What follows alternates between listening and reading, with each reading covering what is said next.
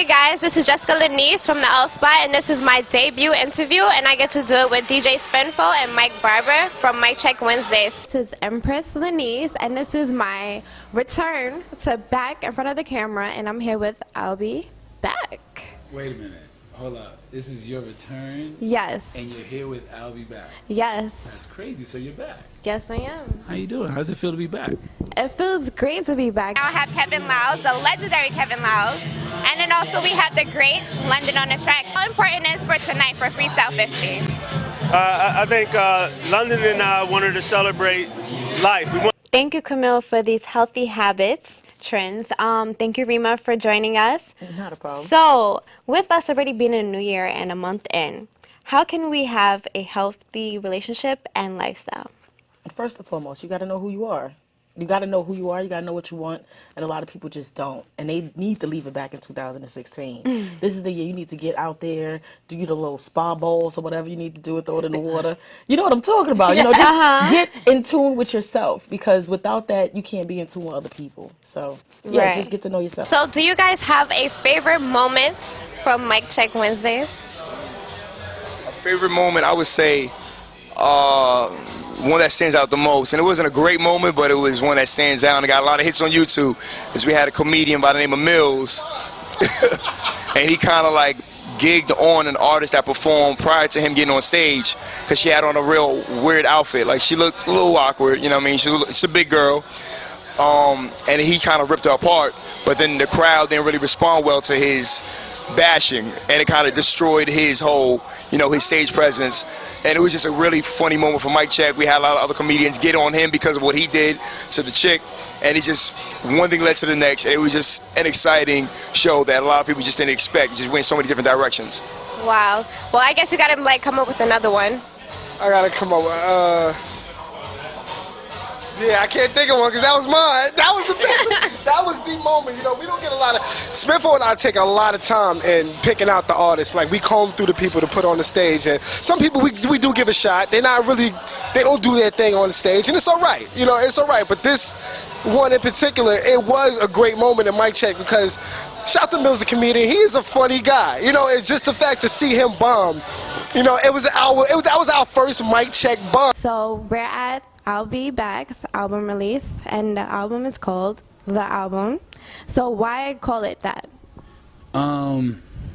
It's the album because it's the album that I feel is going to change things for my city.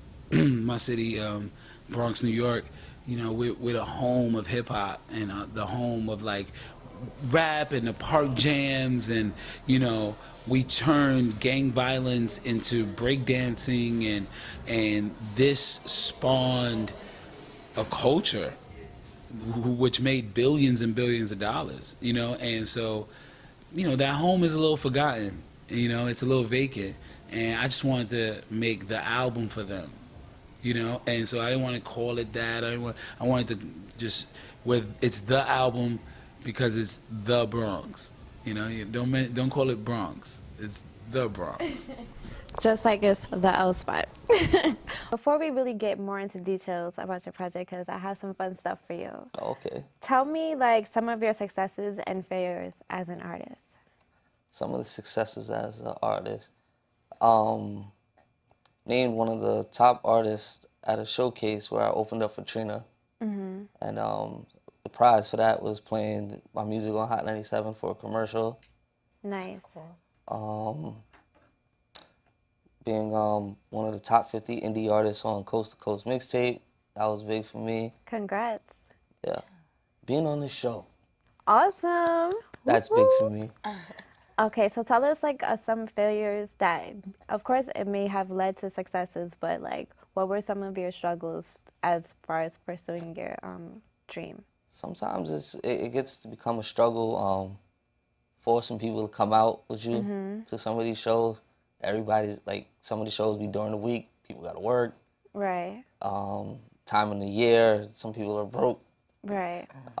So that could be a struggle after a while. Sometimes it's just, you get frustrated when you feel like you made a hot song and nobody's gravitating towards it, or it takes media forever to respond to it, or the public to respond to it. So that can be like a struggle as an artist, especially if you're funding and doing everything yourself. Right. Do you prefer to be signed to a label, or are you like, do you feel like it's worth it, you know, doing this on your own? I see both, the positive and negative.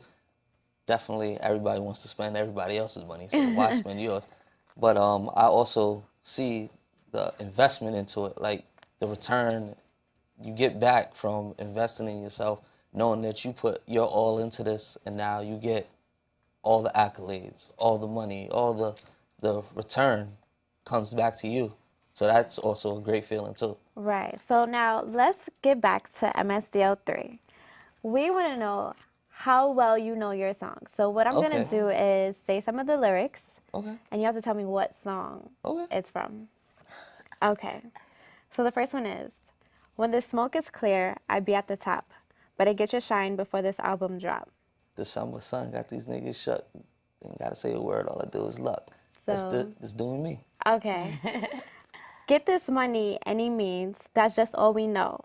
Step up in the way of paper, it's your funeral. East Coast, West Coast, got it on loud. What song? Um, You have it. You finished the rest of it, but what's the song? On Everything. Yes. Yeah. Okay. We in that spaceship, we look like some Martians. This hair is that Maybachs boss. and Benzes. Yeah, I couldn't even finish it. Okay. Girl, you had a long day. Come here, let me stroke you, give you some of this 12 play. FWU. Awesome. Okay, so you do know your songs. That's great. All right. So the last one was FWU, which is your current single out right now. Yes. Tell me more about this song. Well, I got the beat from M80. I'm listening to it. I'm like, you know what? I just did this song with this artist, True Vocals. We saying we need to work again. Let me send it to him. I sent it to him. 2 days later, I get an email back. Yo, check your email. A text back, check your email. I checked my email. He laid an amazing hook. I wrote it out between that day and the next day. Wrote it out. Called M80. Yo, I gotta record this. Recorded it. The song sounds phenomenal. So then I was like, you know what? Naturally, I got to do the video for this. So called my man Eli.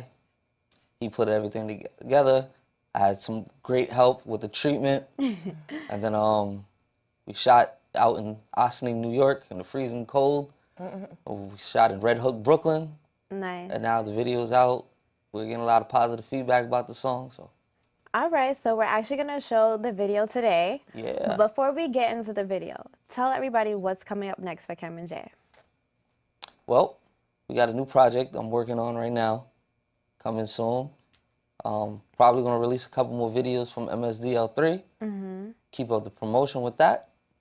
And you're sure to see me all over the place.